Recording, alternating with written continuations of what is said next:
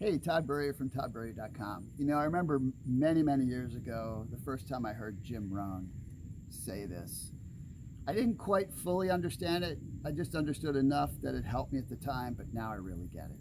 He said, work harder on yourself than you do in your job. And see, back at that time, I got part of that, but I didn't get the whole thing. And I was very fortunate.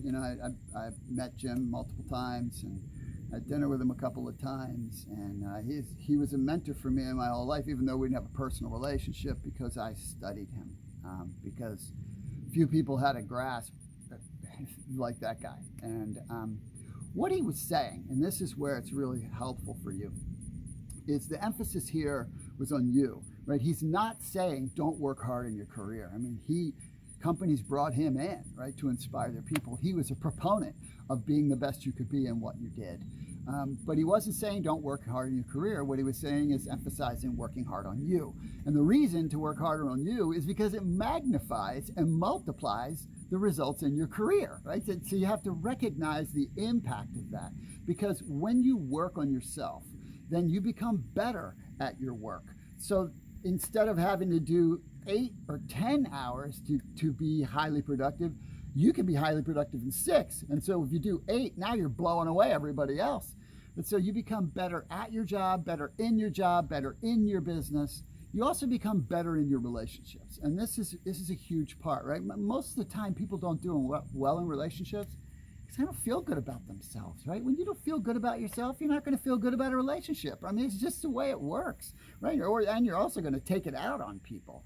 But you have to recognize you got 4 layers of relationships. You got your love relationships, your friends relationships, your community relationships, and your business relationships. Now, granted, there's layers in those too, but in general, when you are taking care of yourself in such a way where you are developing your best self, you feel better, you have a lot better energy, you do better in relationships, you're better able to serve your most important relationships, which makes you then comes back to you, and you feel better and you feel joyful and you're lit up and in a positive frame of mind, which makes you the kind of person people are like, oh, I want to do business with that person. It just goes around and around and around, and the fruit is very, very good.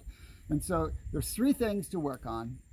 There's more, but these 3 make it pretty simple. 1, your physical health. You got to take care of your physical health, right? You got to do the simple stuff. Don't fall for all the stuff, the magic stuff, the quick fixes. That stuff doesn't work, right? The people that are healthy and live vibrantly, they don't do that stuff, right? They do the fundamental stuff that's easy to do, right? And that is exercise, right? Move your body. Put good food in it, put good nutrients supplementary wise in it, and hydrate it and get some rest. It's not brain surgery. And that, by the way, is I mapped the whole thing out in the 3 Circles Living book. But so first, you got to take care of yourself physically, because your physical health is involved in everything you do.